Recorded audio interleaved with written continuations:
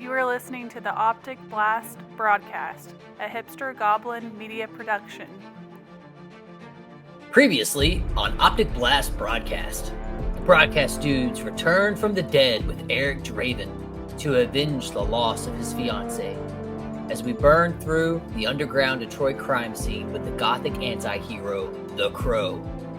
If you hadn't had a chance to listen, head back and check it out. It's a perfect episode for the spooky season.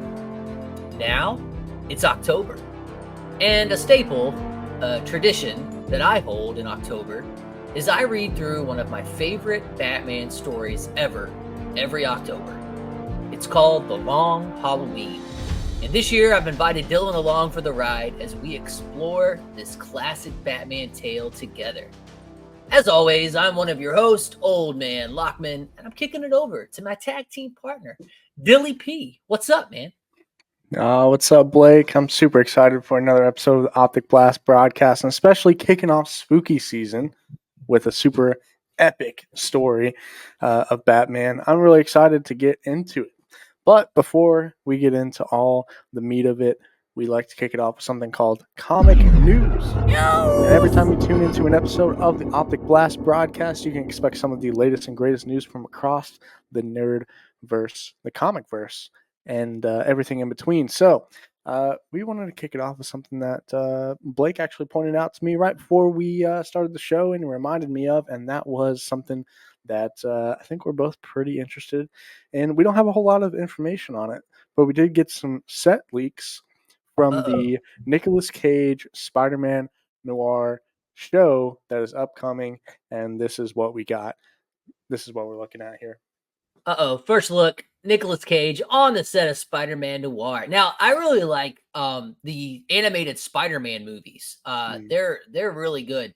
And I really like Spider-Man Noir in those movies. And I think it's cool that he voiced Spider-Man Noir, and then I think this is like going to be like a new series or something that they're working on. Yeah. Mm-hmm. I believe that is like set in his universe, like that 1930s true crime or grit, noir theme.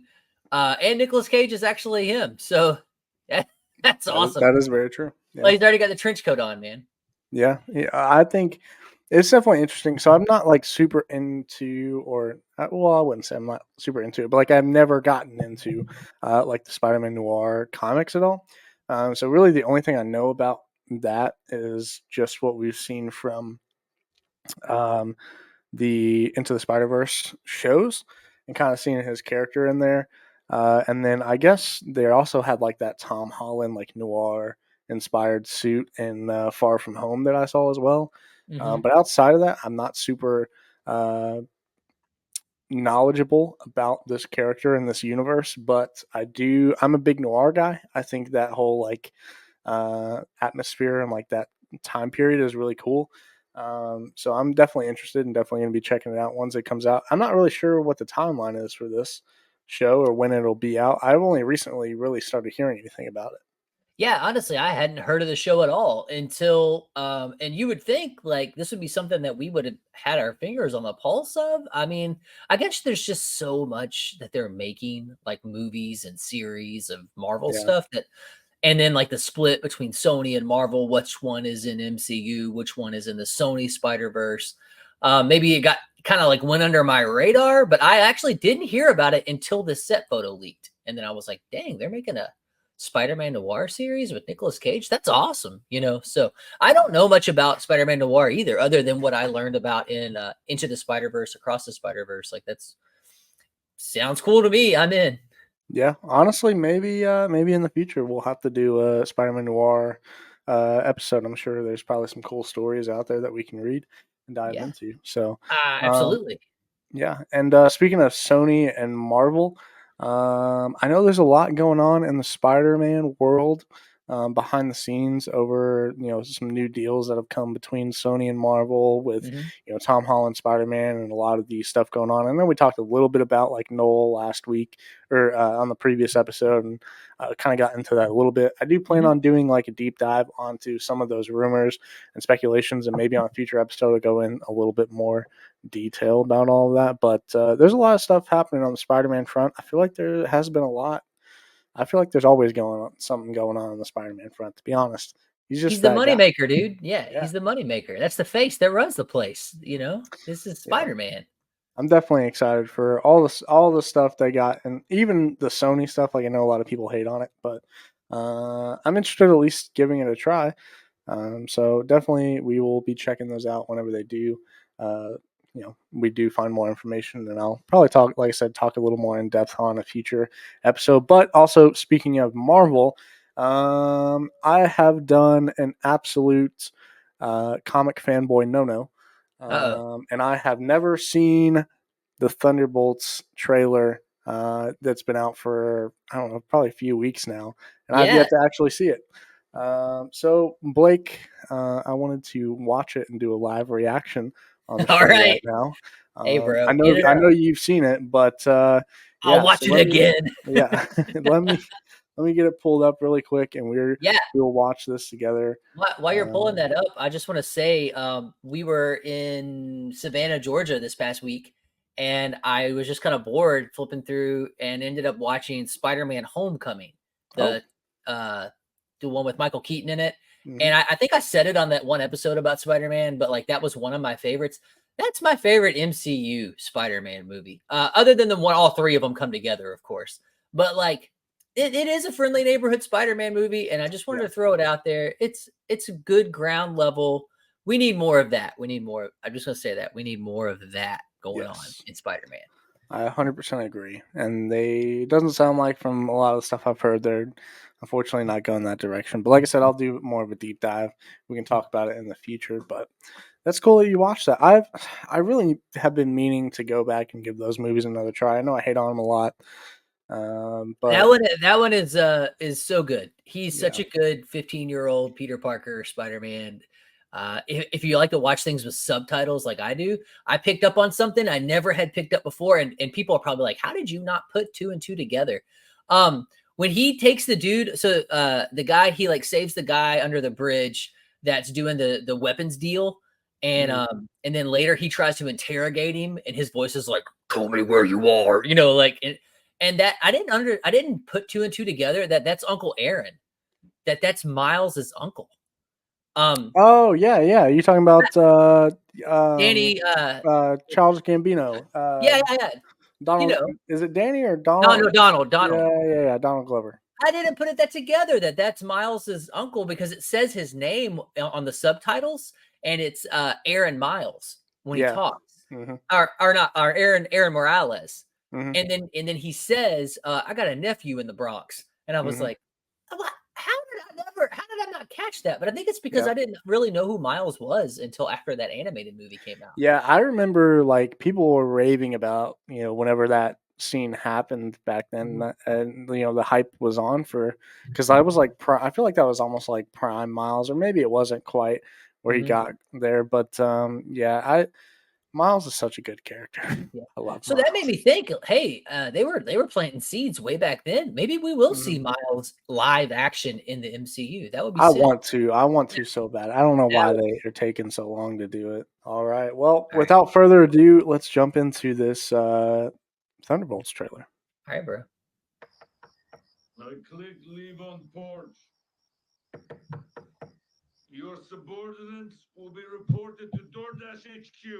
Alexi, it's me. Open up. Milena?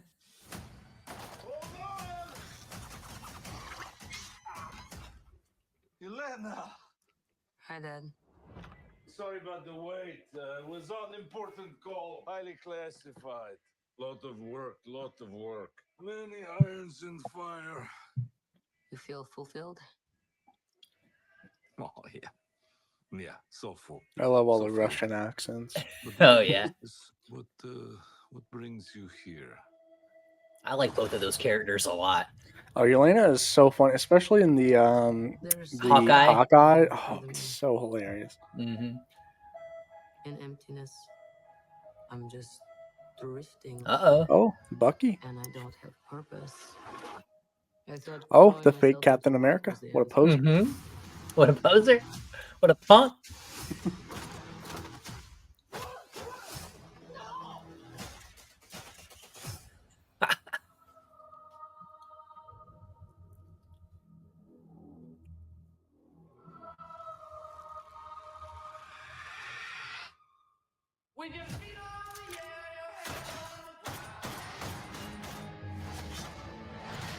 Dude. Oh. It's like Ghost, Taskmaster's in there. Mm-hmm. The former villains of other movies, I guess. Who are you? I'm Bob. Who sent you, Bob? Nobody. You were all sent?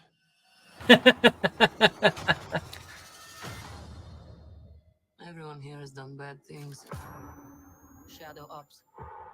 Robbing government labs. Contract kills. Yeah, so? So, someone wants us gone.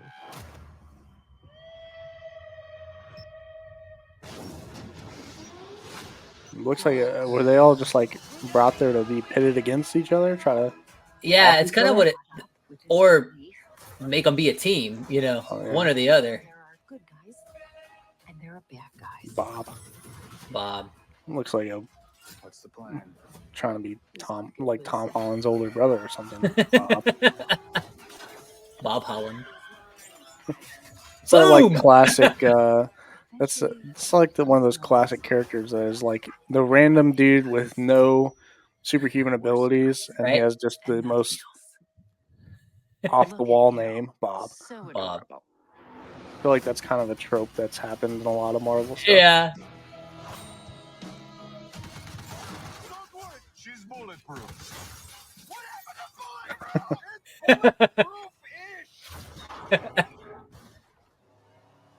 Uh-oh. That's not good.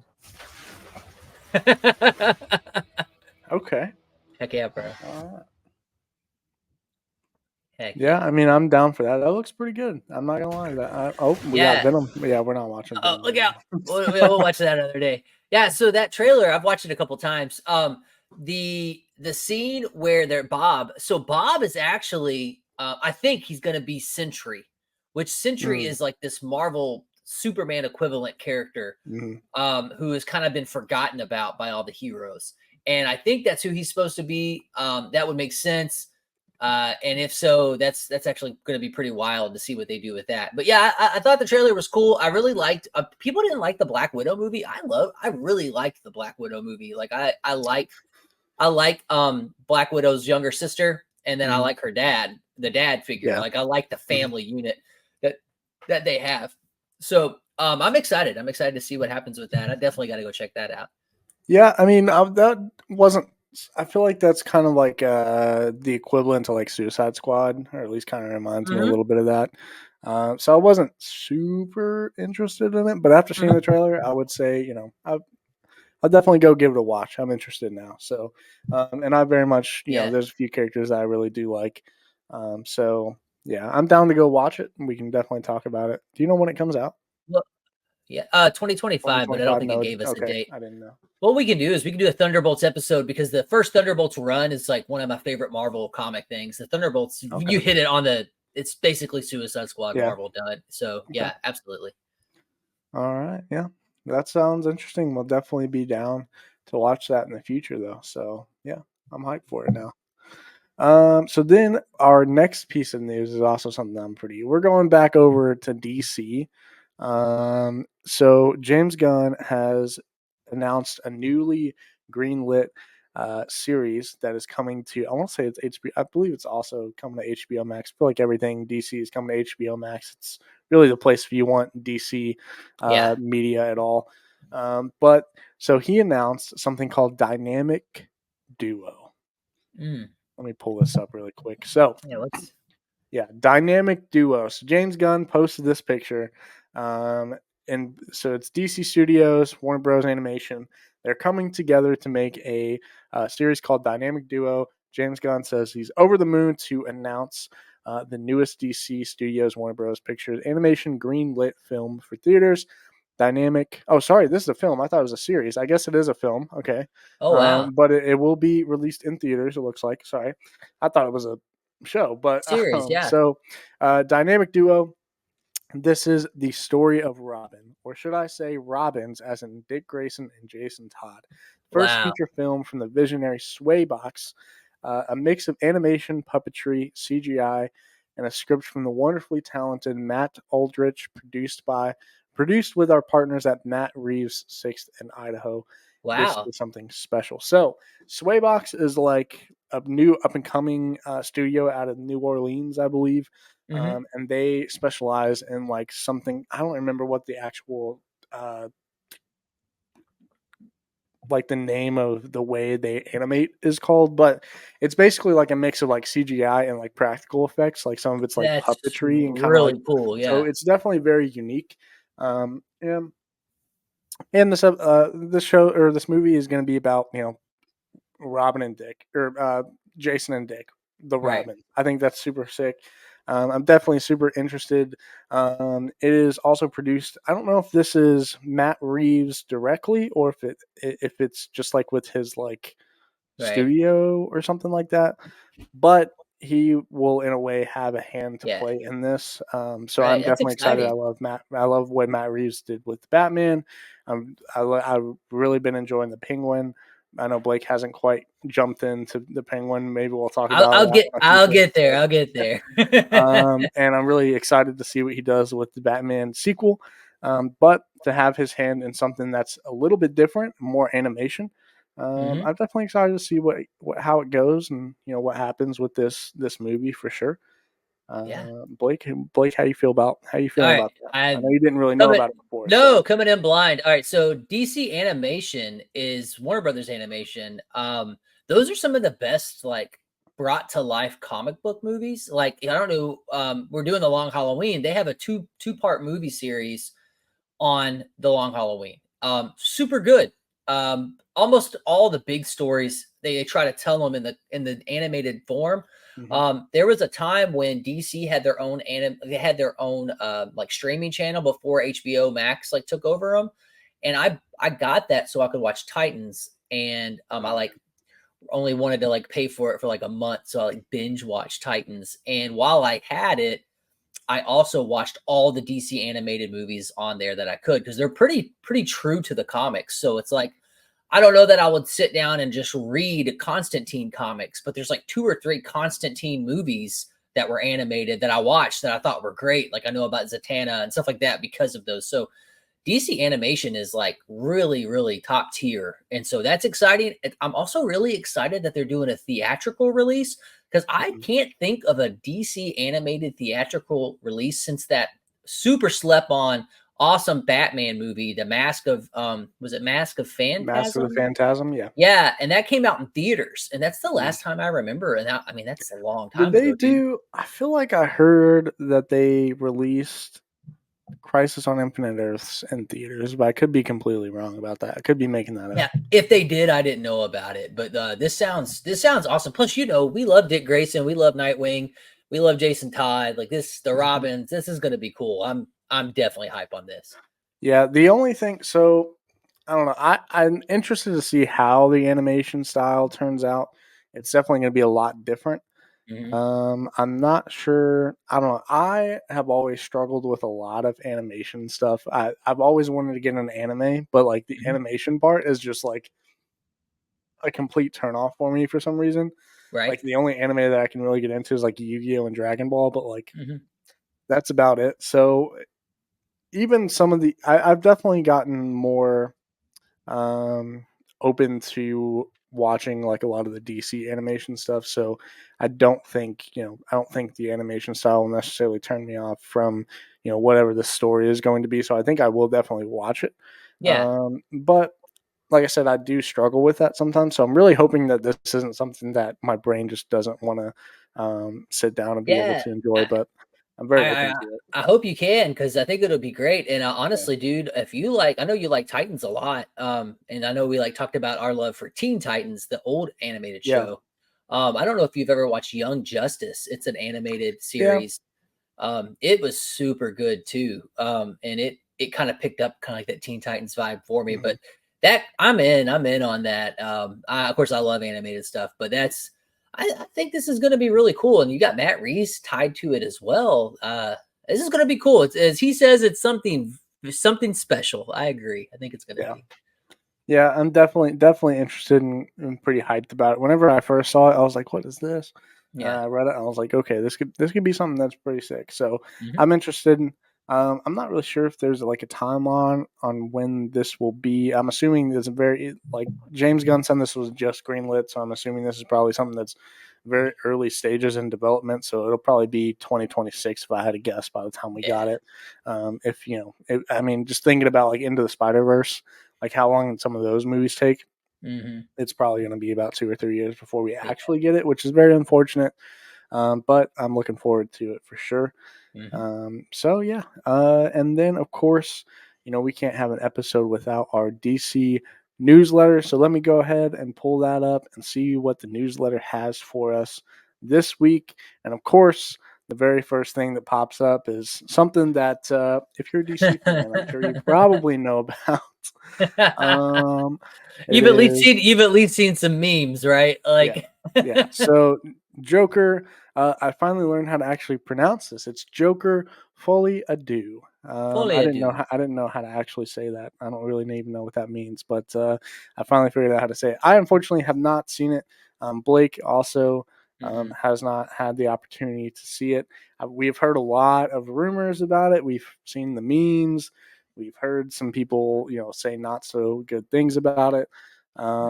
It's definitely something we want to get around to, and then we've kind of did a bit of a deep dive on ourselves and with a little bit of research, but we don't feel like we can do it the proper justice by talking about it on the show without actually watching it. So once we watch it, we will report back to you guys and let you know our thoughts on it and kind of do a deep dive probably on another comic news segment in the future. I'm sure hopefully soon. I just don't know when that will be. Right. I feel like just reading what I read that I'm gonna have smoke for this movie, and I am not gonna throw smoke at something unless I actually do Yeah. like read it myself, watch it myself.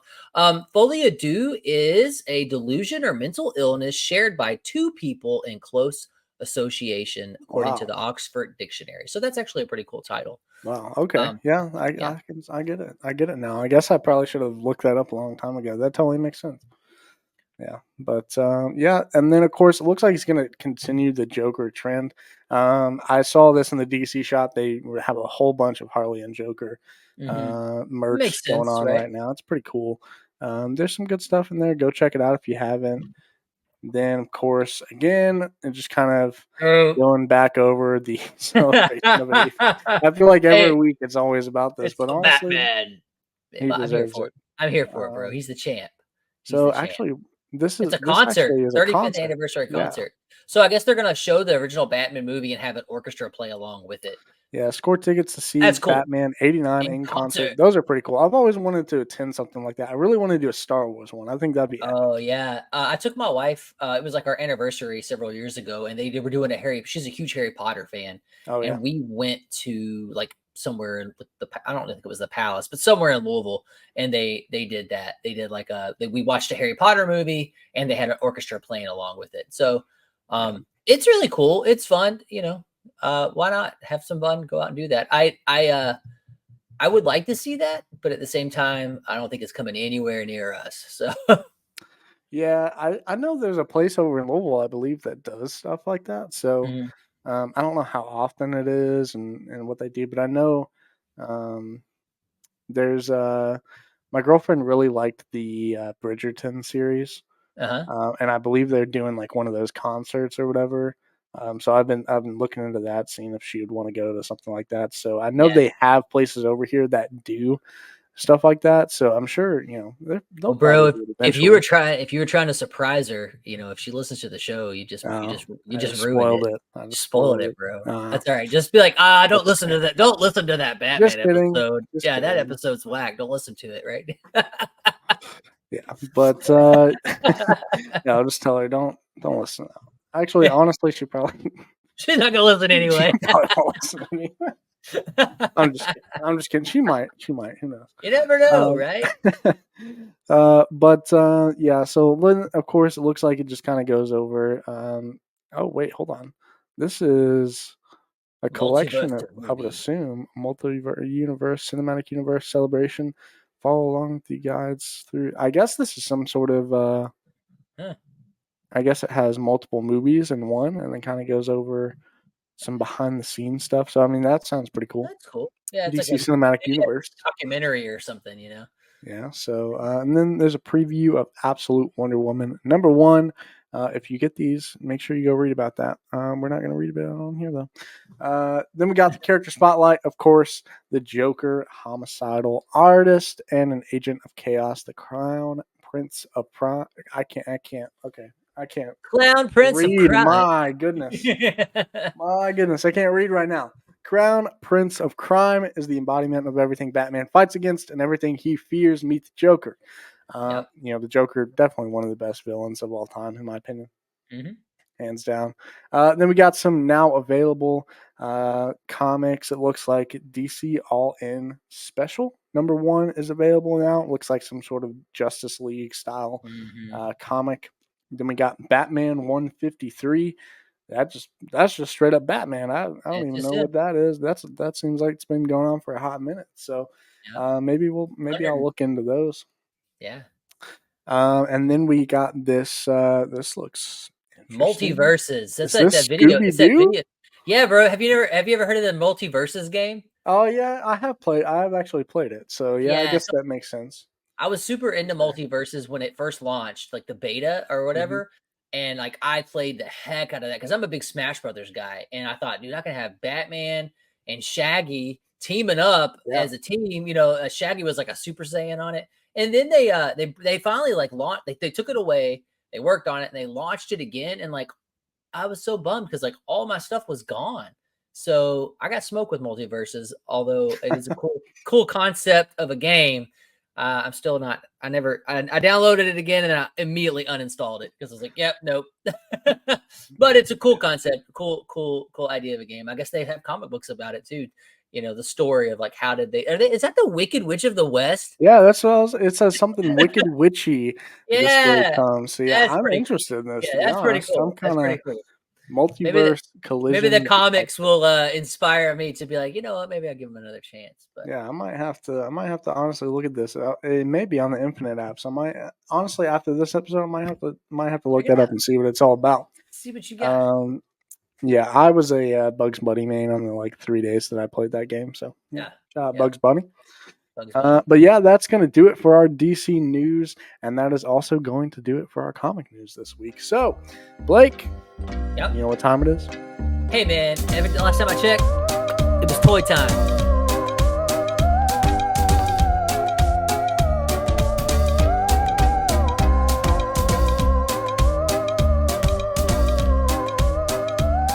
So it's toy time. Today I have something very special. If you've noticed, my setup is very spooky. I'm in a basement. That's where I broadcast from. And so I was able to turn the lights out and set the long Halloween mood. I got the jack-o'-lantern behind me here, but right next to the jack-o'-lantern, this is it's kind of different. I was trying to think of something to do for a Halloween vibe. Toy time. My kids, my wife, myself, we love Halloween. We decorate the yard. We do trunk or treat at the church. I mean, we're like we're into it. My birthday is on Halloween, so like it's a big deal at the Lockman house. But we got this guy. It is Sam. His name is Sam. He is from, there he goes, look at him. He is from the movie Trick or Treat. My camera's going blurry. There it is. It's because it's dark. It doesn't know what to do. He's from the movie Trick or Treat, and he is a light up. They call him a porch buddy. You put him on your porch, he lights up. He's got his sucker there that he uses as a weapon. He's got a bag full of candy. He's like those old school plastic blow molds that people used to get of things in their yard. He's got his little pajamas on that he runs around in. I'm going to leave him lit up and have him kind of sit back there. But you set this guy on your porch for Halloween. We got him at Spirit Halloween, actually here in Clarksville. And so some of the kind of thing about him, it says, this is from Spirit Halloween's website. Welcome trick-or-treaters with a scary surprise using this officially licensed Sam Trick-or-Treat Light Up Porch Buddy. Sam will make sure your guests are following all the rules of Halloween with a glowing interior that adds an extra layer of spookiness to your porch or entryway. He's 20 inches tall, and he's made out of plastic, so it can rain on him and stuff. It's okay. It has like a little waterproof thing over the batteries. He does not use a plug-in. He uses batteries. 3 AAAs. It's recommended for indoors, or if you do it like a covered outdoors. So you don't really want to like put him out in the middle of like a rain or storm or something, but on a porch, he's perfect. So that's Sam. I picked him up. Trick or Treat is my favorite like Halloween movie, I guess you would say. I don't know. Dylan, have you ever seen Trick or Treat? I feel like I've heard of it, but I don't think I've ever actually watched it. It's really unique. And I really would say check it out. As a comic book fan, you would like it because what they've done is, and I think they actually made comic books as well, but they took 4 stories and they put them together in like a combination of 4 different events, and it has like comic book pages splicing through it as it goes through, and they combine them together to make the movie. And the stories kind of overlap as you go through it. It's a fun movie. Now I know this is like a family friendly show, so I feel like I should let the parents know.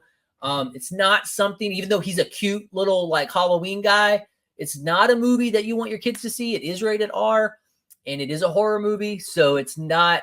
This is for grown-ups only, basically, or teenagers, I guess. It's not super scary, but it's got some violence and stuff in it. But basically, he's Sam. He's the spirit of Halloween. And there's certain rules that you need to follow on Halloween night. If you don't follow those rules, Sam or some other boogie monster thing is gonna, you're gonna not have a good fate happen. So it's a really fun Halloween movie. He's one of my favorite characters of like the horror genre. As I get older, I used to love horror movies. I'm like not really as much into them as I used to be, but I still have a lot of fun with Trick or Treat. It's still one of my favorites. I advise anybody check it out. And if you like Sam, go check him out. He's on Spirit Halloween's website right now, $49.99. There's also another one that is from Scream, Ghostface. Same like layout. He's like a little cute little, almost like not a bobblehead, but like the theme is like a cute little thing. That's the same thing. Ghostface looks like that too, but he's got his knife instead of that. And my brother actually got Ghostface, and I got Sam. So that's really all I got. Like I said, I was trying to come up with something fun for Toy Time that was spooky too. So yeah, that's sick, dude. I might have to go look for that Ghostface. I'm a big time Ghostface guy. Oh, dude, yeah. If you love Ghostface, go to Spirit and check it out. In fact, I'm on their website right now as we are on the broadcast. And I might have to check out this Trick or Treat because I really like stories that are like told from multiple different perspectives that end up actually intertwining into one big overarching like story. One of my favorite albums is by a band called Famous Last Words. I don't know if you ever listen to Famous Last Words. But they're more metalcore, but they have like concept albums, and one of their albums is called Council of the Dead, and it's literally about basically all these people who have passed away meet up in this afterlife, and they start telling each other, they start telling their stories of how they passed, and then come to find out like each one of those people had something to do with each other's deaths, if that makes sense. Bro, okay, it's actually a really cool concept. You're gonna love Trick or Treat. If you love that, check out Trick or Treat. You're definitely gonna like that. That sounds cool. I know the My Chemical Romance song, Famous Last Words. That's it. Oh yeah, no. I'm talking about the band. I'm talking about the band. No, that's cool. I will check that out. And what's that album called? Council of the Dead. Council of the Dead. All right, I'm gonna add it. Yeah. You know what? I'm gonna add it to the good old Spotify. Hey, Spotify, we are Optic Blast Broadcast, and if you would like to sponsor us, we would love to have that. We'll talk about you all the time on the show. Go ahead and put you on the. Go ahead and put Famous Last Words on the Spotify right now, live. All right, but that's pretty much going to do it for Toy Time. I'm going to add Famous Last Words to my playlist. I'm going to let Sam just hang out, glowing up in the background for us here, and we're going to take a break. And when we come back, we're going to get into it. The Long Halloween, one of the greatest Batman stories ever told. Buckle up. You're in for a fun ride. All right, we'll be right back.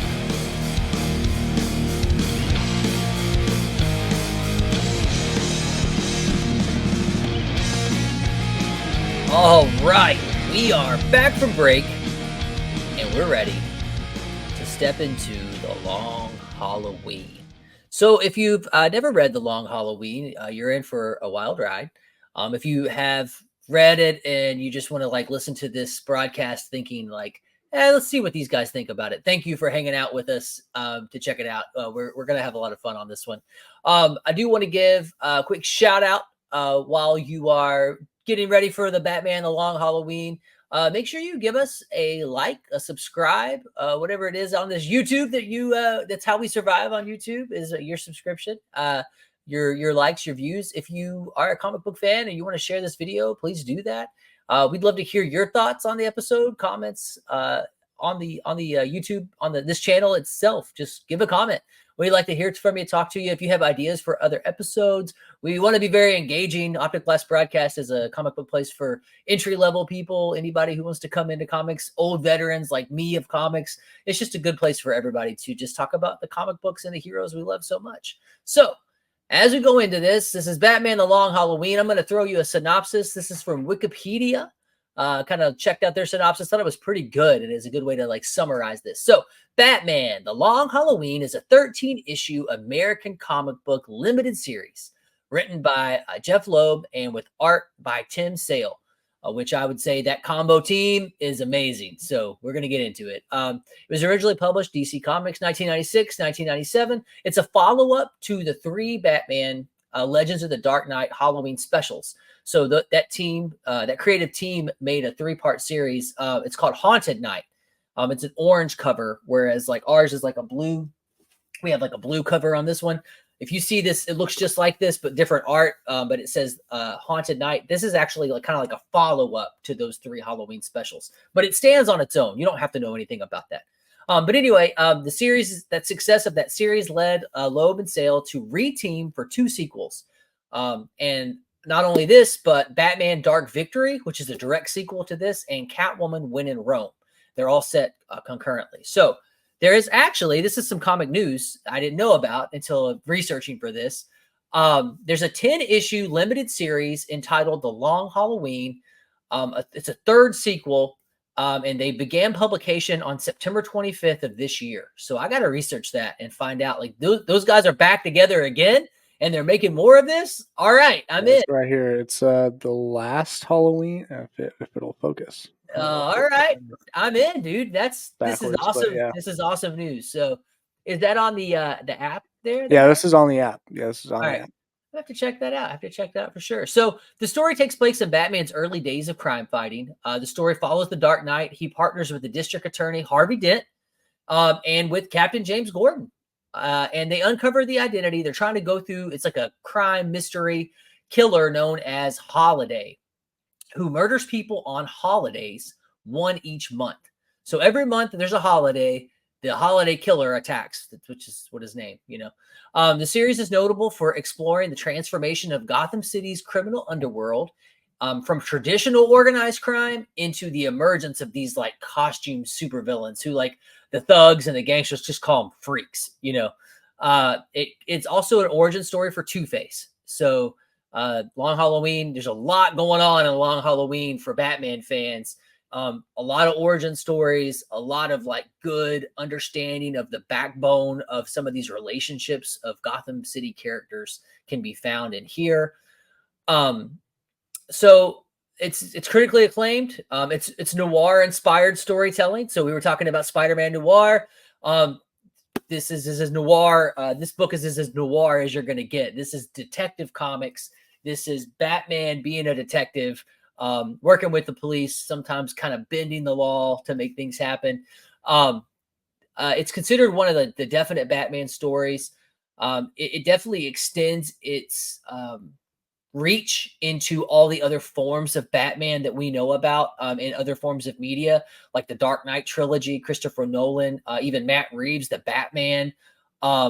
So a lot of the Batman lore that you know about, or you think maybe started in a movie or started in another story, it probably started here in the Long Halloween. So that's kind of my intro to the Long Halloween to kind of kick us off into it. It's a great story with awesome artwork. I love the writing team, the artwork team behind it. This is a detective comic. This is a crime. You're trying to figure out who done it, right? Like, who is the holiday killer? And you're journeying along with Batman, Harvey Dent, Commissioner Gordon, Catwoman, a lot of other characters trying to figure this out. So this is I read this every October since I discovered it. The name drew me to it maybe 15 plus years ago. I was into comics, just trying to find stuff, and I saw this thing sitting on the shelf, and it just said The Long Halloween, and I love Halloween. And I asked somebody at the comic book shop, I was like, "Hey, what's The Long Halloween?" They're like, "Oh, it's like one of the best Batman stories ever. It takes place on Halloween night, and it follows up the next year on Halloween, and it's just a lot of cool Batman Halloween stuff." And I was like, "All right, I'm sold." And ever since then, every October I read it. I read it every October. It's not October at my house if I'm not reading The Long Halloween. So it's my, geez, man, probably, I don't know how many times I've read, 20 times I've probably read this book or more. So I'm kind of like, I know it's up here. But Dylan, is this your first rodeo with The Long Halloween? Yes, so this is my first time reading The Long Halloween, and it was definitely an interesting ride. I am a fiend for whodunits, classic Hmm. whodunits, and detective, Batman, like that stuff. I love that kind of stuff because it keeps me engaged. A lot of times I have a hard time staying engaged when I'm reading, and so I think whenever I have that constant guessing, like, oh, maybe it's this person or that person, and like trying to problem solve and like have all that stuff going through my mind, like that keeps me super engaged. And I think that that's definitely a part of it that I really, really enjoyed. Although I thought I had it figured out pretty early on, Yeah. I most definitely did not. I'd sort No. of, I don't know. The twist at the end was definitely unexpected. I thought it was Harvey the whole time, to be Yeah. honest. I was like, Yeah. because I'm like, dude, this guy turns into Two Face. Like he's Hmm. probably killing before, and no one just knows. Like, but I'm sure we'll get into that. But it was definitely a good story, and there were a lot of parallels, like you were talking about, other adaptations of Batman. And as I was reading it, like anytime Jim Gordon or Harvey Dent came up, I was always the voice that I heard in my head was the one from the Nolan series, Yeah. the Nolan trilogy. Like that was what I heard. Like I always think of that one scene whenever Gordon and Harvey are on the rooftop, and Jim's like, "You got people in your office, Dent," and like they're having like that whole like Yeah. argument or whatever. Yeah, he's like, "My office," and like, but like that. That's all. Like, I don't know. It was all going through my mind whenever as I was reading with those characters and those voices. It definitely, like all the parallels with the Dark Knight, especially. You can really tell as you're reading through it. Yeah, absolutely. And I think this is a you just brought up a good point. This is a good place to start to kind of dig into this. We're not going to like tear through it chapter by chapter like we did All Star Superman because the story is so big. And I really want you as the reader, if you've never read this before, I'm trying my best to give you a really cool way to look into this and like jump in, right? So let's start there. Let's start with the movie adaptation part because like a lot of people are casual who listen to Optic Blast broadcast and they're just kind of like, maybe I watch all the movies and they're great. Maybe I should kind of give these comic book things a shot. You just brought up a really great one, the relationship between Dent and Gordon, how that plays out on the rooftop. I mean, it's literally in this book, Mhm. some of that. One of them that I saw that I thought was cool. I'll throw out the Matt Reeves Batman.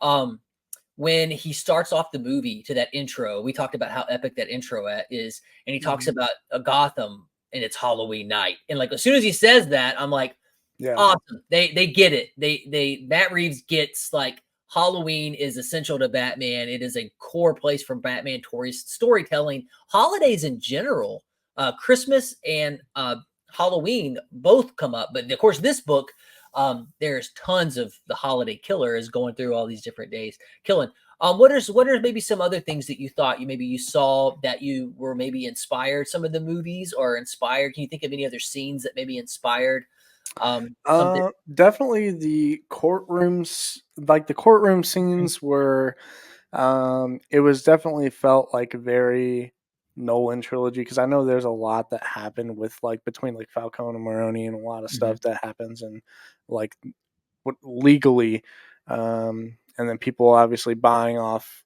you know, witnesses or whatever, and like definitely I thought a lot about the that one scene in The Dark Knight with Harvey whenever he's pressing that dude on the stand, and he's like Maroney's a fall. The guy responds, he's like, Maroney's a fall guy. I'm the Yeah. brains behind the operation. And then he like, he's like hostile. I'll show you hostile. And like, so like, I thought about that scene a lot Yeah. as I was reading a lot of the courtroom scenes. Mhm. So like, I don't know, it just reminded me a lot. Gosh, it really made me want to watch The Dark Knight, to be honest. Yeah. Well, and then Batman Begins, like Yeah. Batman Begins really explored the underbelly Gotham crime. And Mhm. I feel like while as much as I'm a Michael Keaton guy, there wasn't a whole lot of that. I mean, some, Yeah. but in the Michael Keaton movies, it was more Batman versus whatever villain, like Batman versus Penguin, Batman Yep. versus Catwoman, Batman versus Joker, right? There was some of that, but Batman Begins, I felt got got this. Like, Mhm. okay, these are the real bad guys, the people who are doing all the underground organized crime. And then this book is great at kind of transitioning that. Like, yeah, it was Falcone, it was Maroni, but then as time went on, it became more of the costume villains. Like, so I think this is earlier in Batman's career, and it's Yeah. such a great place for storytelling. So, another thing I noted was like some of the scenery and the imagery, like Batman over the buildings, the way he looks down, the snow when there's like snow involved, and you see like his brooding cape in the snow. It Mhm. reminds me of like Batman the animated series. Um, all the rogues gallery kind of gathering together Oh yeah. Mhm. reminds me a lot of the animated series Batman, and there's like a New Year's Eve with the Joker type thing. That's literally an animated series episode. Like, so I saw a lot, and you just can kind of grab onto this book of see how much it actually inspired in the lore of Batman. And this came out in the 90s. So it had plenty of time for 96 and 97, plenty of time for the lore to grow out of it and kind of develop. So very, very cool stuff. I love all that underground crime. As you talked about the twist at the end, I will say that twist has gotten me more than once. So I read Oh yeah. this every Mhm. year and I kind of forget Yeah. parts of it. And that twist has gotten me probably 3 times in my read through because as I go through it and I get to it, I'm like, oh my gosh, because it's like the very last thing that happens. Mhm. I'm not going to spoil that twist part of it just because I want the readers to like. We try to like just we don't care if we spoil stuff, but you really need to come into the long Halloween.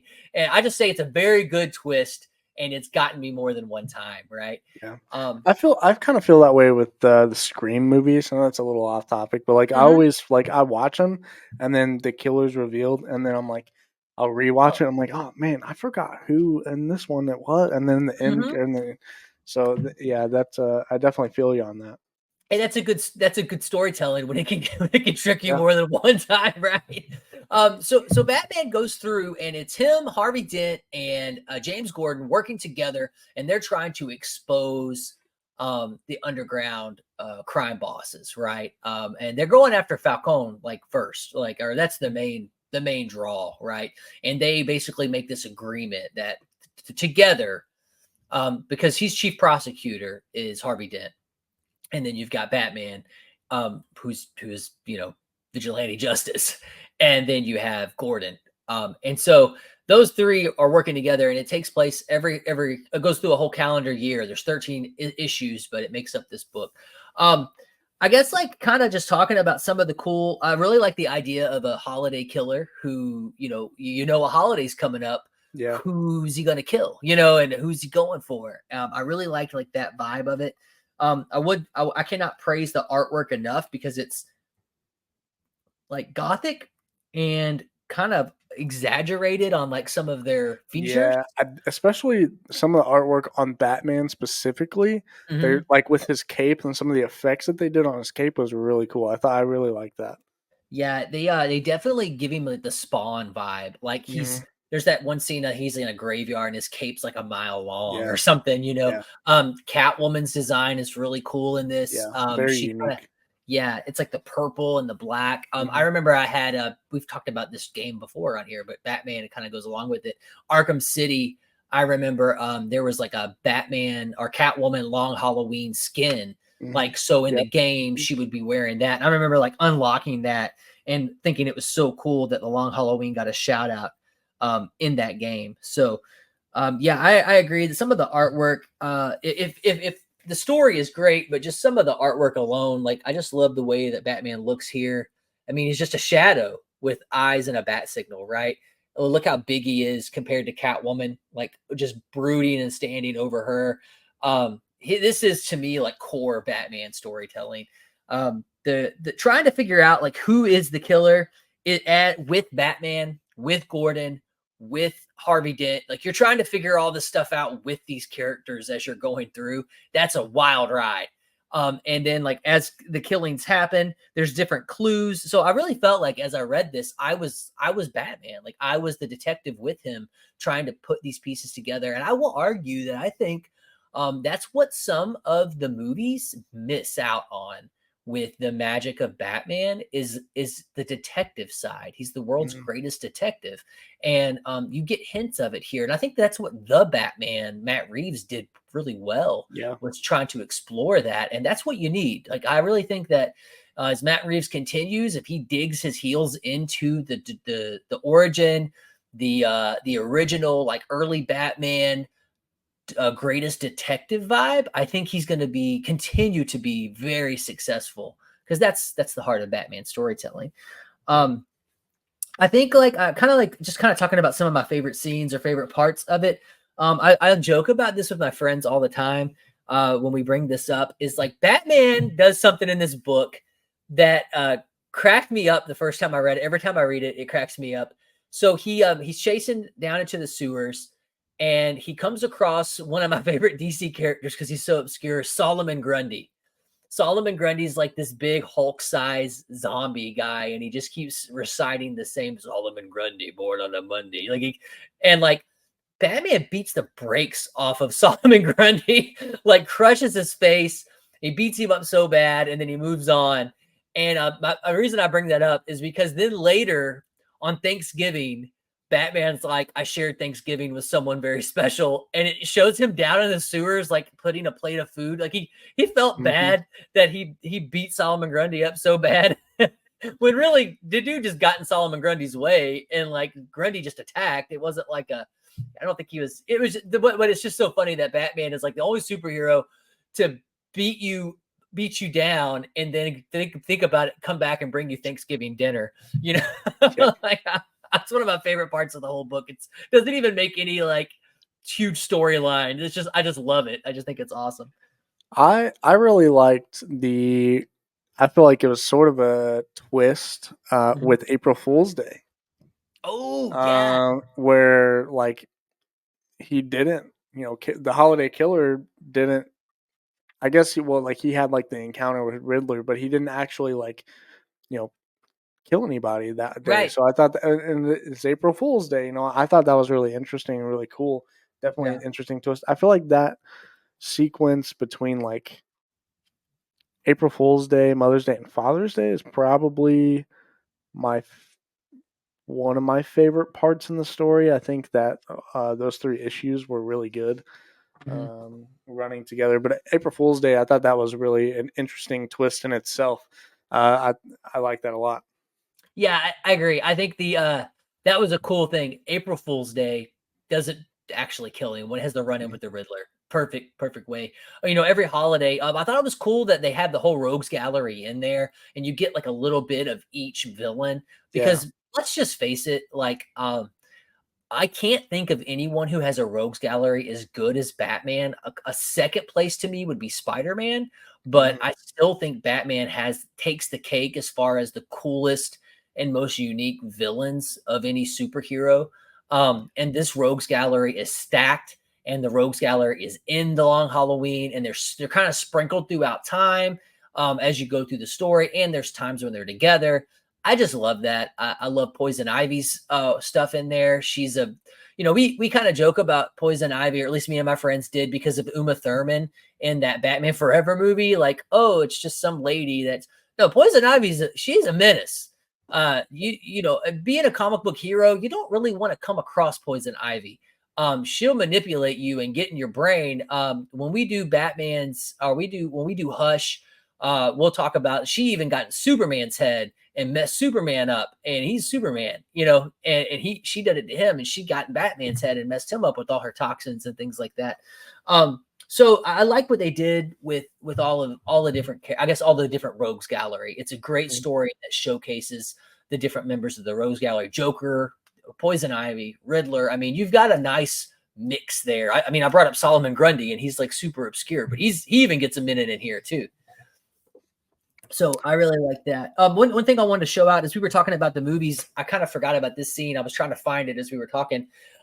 When Batman is the guard. Oh yeah. Mm-hmm. Way up, and then didn't they do that? Wasn't that? Didn't they do something like that in the Batman? I don't know if it was the Batman. I know that Commissioner Gordon did it in To Catch Joker. Remember, like as they're fighting, wasn't it Commissioner Gordon put on the or was it Batman? I can't remember now. Well, I feel like in the Batman, Robert Pattinson did it. Or am I losing my mind? I can't quite recall, but you got Batman who's actually dressed up as it was him. He was there the whole time. And I swear I thought Gordon did it in the Dark Knight, but maybe I'm blending. I mean, they may have done it in the Dark. Wasn't the Dark?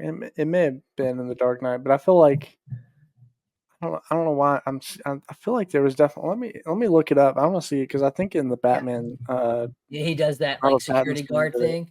Yeah, to save Selena or something like that. Yeah, and maybe that's what I'm thinking about. They also burned that big pile of warehouse of money, and you remember Joker does that in the Dark Knight, and that's like another cool shout out. When Joker burned all that money, I was like, oh yeah, I know what they're referencing here. It's not about the money; it's about sending a message. Sending a message. I like Scarecrow is in this. He has a really cool panel. If I can find it. So it's Scarecrow riding a horse, I think outside of Arkham Asylum or something. And it's like such a cool, like, poster. You can make a poster of that and put it like, up on the wall. But like the artwork is just amazing in this, to be honest with you. I like, let's see if I can find it in here.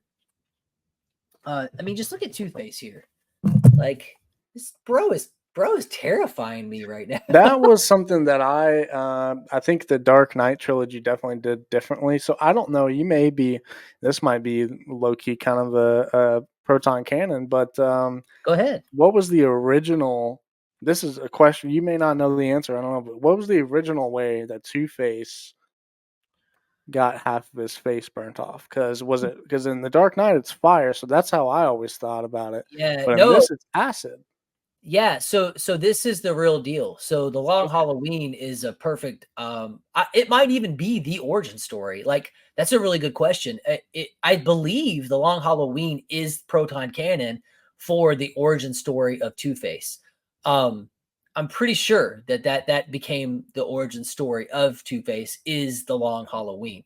The whole courtroom thing, because if you even remember when they introduced Tommy Lee Jones Two-Face in the Batman Forever movie, that's how he gets it, is the acid hits half his face. Okay, yeah, that is true. So, but I'm pretty sure Long Halloween is origin, is his like essential lore, proton canon of him. Man, just look at this Batman right here.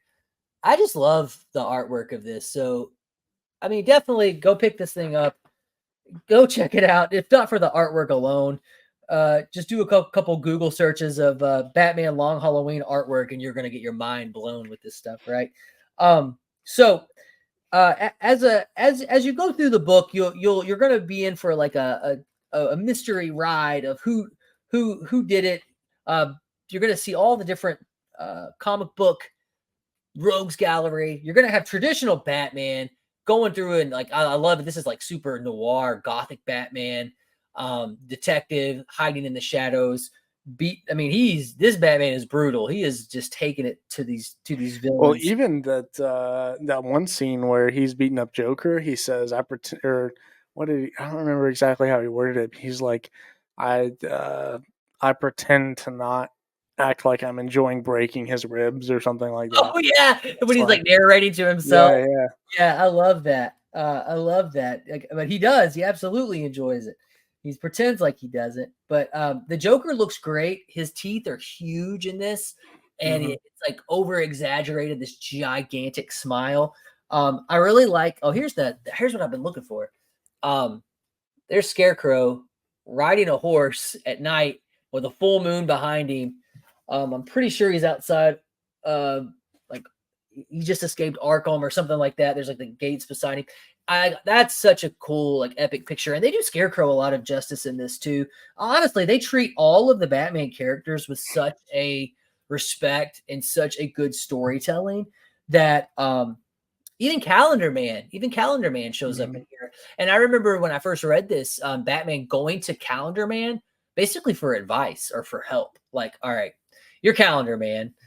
You're very close to Holiday Killer. You know, it's even like kind of implied that could Calendar Man somehow be doing this behind bars, you know? But he even goes to him for help, basically to help to kind of like understand, like get in the mind of a killer, which we got to see that in the additional scene to Matt Reeves, the Batman. Did you watch that? The joke where he like went to the Joker. Yeah, we went to the Joker. Yep. Yeah, and so like that's pretty cool. So yeah, The Long Halloween, man, I've just got to say it's one of my favorite comics of all time. It's not October for me unless I read The Long Halloween, and then I read The Dark Victory like immediately after too. They're two of my favorite comics, and The Dark Victory continues, and Dark Victory gets into Robin and talks about like the origin of Robin. Wow, I didn't know that. Yeah, so I highly advise Dark Victory too, but standalone, The Long Halloween is my cream of the crop for Batman story. One other thing that I like is this that it's really at close to the end where they have like a whole tree of the Roman Empire. I feel like that was a very like oh yeah, very well. Yeah. Maybe. Yeah, But, you can see like that's like basically all the connections between the crime family and all the people involved in those. Yeah, so you got I thought that was really cool. Yeah, the Roman Empire, right? Not to be confused with Roman Reigns, the tribal chief right there. So yeah, I like that a lot too. And it's got like Batman, Gordon, and Harvey Dent, all three looking at this this spreadsheet or this layout of all the crime family. They're trying to figure like who does what. The Sullivan family, Falcone, Carmine, the Roman Falcone, like all that. There's even like a cool. little Metropolis shout there. It says the Gazzo family, even though they're not like there's not a whole lot underneath, but it says Metropolis. I thought that was pretty cool. Yeah, absolutely. The way it ties it all in. I think one thing that we haven't said yet, which is probably the biggest connection to movies, is the phrase "I believe in Harvey Dent." Oh yeah. That's like that's like the Dark Knight's like I believe in Harvey Dent, like that. That's straight from The Long Halloween. They literally say that in here because Harvey Dent's supposed to be like the face. The Dark Knight really leaned a lot. We get a lot of the Joker in Dark Knight, and Heath Ledger's Joker is great, but there's a lot more going on with the crime bosses that we kind of forget about all of that because. Let's just be fair. Heath Ledger stole the show. Yeah, he really did. Yeah. But there's so much going on in the background and the rest of the story, like the I believe in Harvey Dent, the political side, the plays. They do this big sneaky play. They think they catch the Joker, and then they put him in the prison. And the whole time he was planning on getting caught. Like he was outsmarting them. They're playing checkers. The Joker was playing chess the whole time. So yeah, it's awesome. But yeah, I mean, I can't just say enough how much I love this book and how awesome it is. There's Catwoman and Batman. They do like some cool like rooftop chases scenes throughout it, and then they work together. Catwoman's a cool character in this because she wants to take down the crime bosses, and she's also part of the Rogues Gallery, and she has that relationship with Batman that they always play on. That's like they're romantically involved sometimes. Yeah. They're enemies sometimes. They're friends sometimes. She saves Batman in this book from Poison Ivy, I think is the scene that I remember, if I can remember correctly. So Catwoman's a really cool character too. I did not know until I read the synopsis that the Catwoman When in Rome was part of this. Are part of this series until I had read for it. I was like, man, I actually never read Catwoman When in Rome. I don't know that I care enough about the character to read her own book, but now knowing the same creative team that wrote Dark Victory and The Long Halloween also considers this part of the story, I got to go check that out now. That's going to be my next thing I go do is read Catwoman When in Rome, because I guess I need to I add bet that. I'm assuming the name of it, I would assume it's probably going to explore her relationship with Carmine. Right. Because I know they touched on that a lot in the Batman movie. So I'm Right. assuming that's probably they may have pulled a lot of inspiration from that as well for her character in that movie. So I'm definitely interested in checking that out as well. Yeah, absolutely. Absolutely. Gonna have to check out Catwoman When in Rome. We'll come back and we'll talk about, hey, we there was an undiscovered gem that we didn't know about. I knew about Dark Victory, I knew about Long Halloween, but I didn't think about Catwoman. So I'm about to check that out as well. So definitely I would advise, hey, check out The Long Halloween. It's one of my favorite Batman stories. I mean, you can't get really, to me, it's a perfect book. I love it. I love everything about it. It's one of my favorite. I was in a band for many years, and our final album, the big album we worked towards our whole career to make, we named it The Long Halloween because we were all big fans of this, and we were super into it. We thought, hey, let's pay tribute to Batman. So even some of the lyrics that we had were throwbacks to this comic. So I'm a little bit of a bias, I guess, when I say that I love this book. I really do. So Dylan, you're new, you're coming into it. I am totally sold on this, but what's your perspective? You come in new from it. You're a big fan of the movies. You're really getting into the Batman comics. What do you fresh set of eyes on The Long Halloween? What do you think? Yeah, I mean, I definitely see a lot of the inspiration on, some of the stories that I know. I can see where people pulled a lot of inspiration from this story, and I very much enjoy reading it. I thought it was really, really good. I love the idea of the holiday killer and the holidays playing such a big part in the overall story. I love seeing all the Batman villains, coming together, and I like the ones where it almost felt like you were watching a show. I feel like a lot of typical animated shows, it's like each episode is a different villain, and so I Right. really got that vibe as we were reading through each issue, and then just the origin story of Harvey Dent, the uh, detective work, and the classic whodunit vibe you get throughout is definitely engaging. As a new comic book fan, I definitely think this is one of the better ones, especially if you're starting out. I would highly, highly recommend reading this one if you have not already. Definitely go check it out. And even if you have read it before, go read it again. Blake's read it 20 times and he still Yeah. loves it. So I'm sure Hey, you would enjoy it if you read it through a second or third time. that's right. Absolutely. And the more, like I said, you'll get to that, spoiler. We're not gonna spoil it, but you'll get to that twist in the very last Yeah. page, and you'll be like, oh, and then 5 years later you'll decide to read it, and it'll get you again. That's what happens, right? You'll read it again, and it'll get you. So we're gonna do a little quick outro. Before we get to the outro, we're gonna do a little quick Proton Cannon since you asked. So Proton Cannon, origin of Two-Face. So I'm of the belief that this is the essential lore, the essential story of it.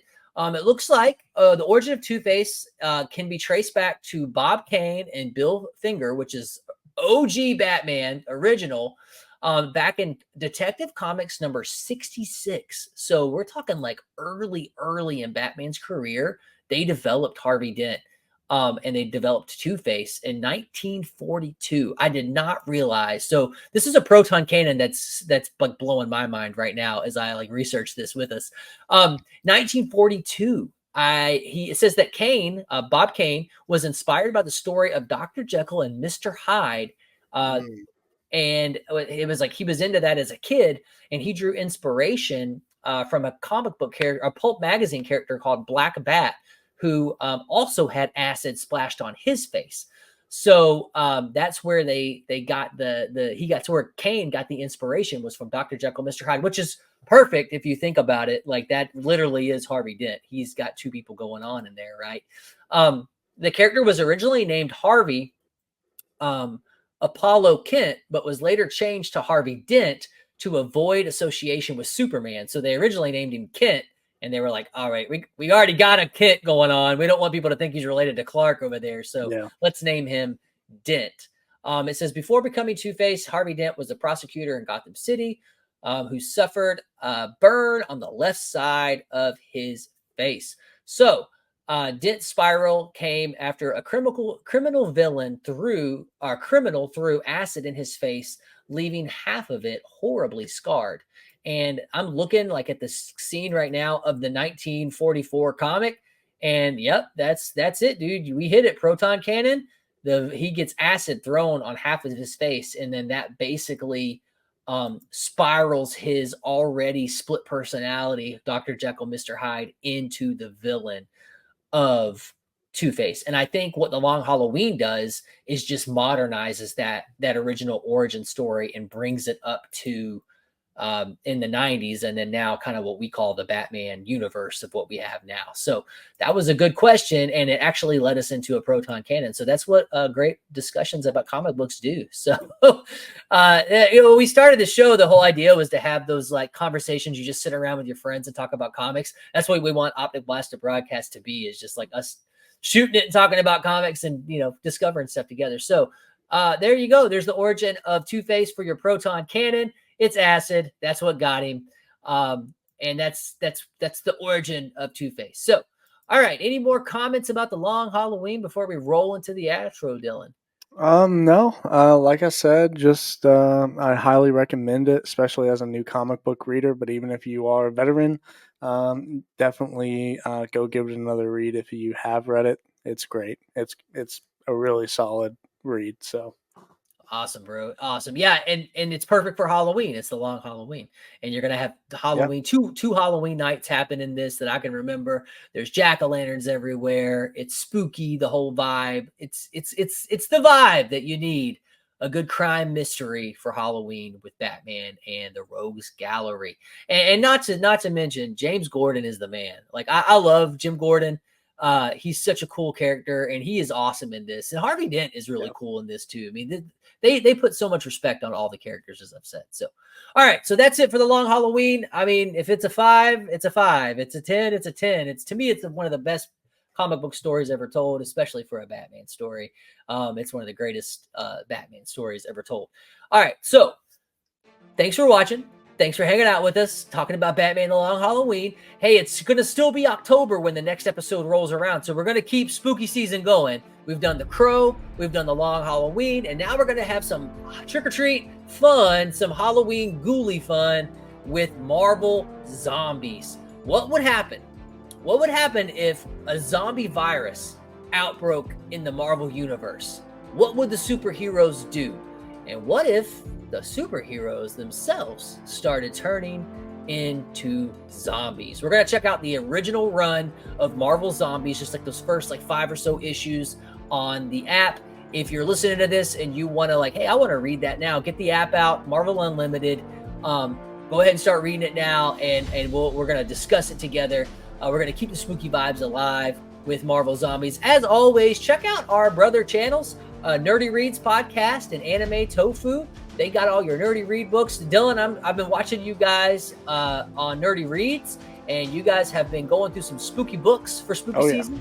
So this is a perfect time. My wife is super into spooky books. I need to shoot her some of these episodes because I think she would really like some of the stuff you guys are talking about on there.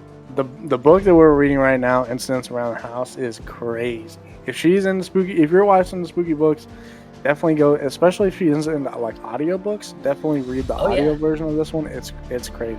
It's called Incidents Around the House. Yes. All right. I'm gonna as soon as we end this broadcast, I'm gonna go upstairs and tell her hey, I got a spooky book for you. It's good. My wife, she knows that I love comics and I'm super into comics, but she wants me to read actual books, and I don't do a lot. I'm doing Lord of the Rings right now, but I'm listening to the audiobook. She says that counts. That listening to a book counts as reading it. So I'm taking it.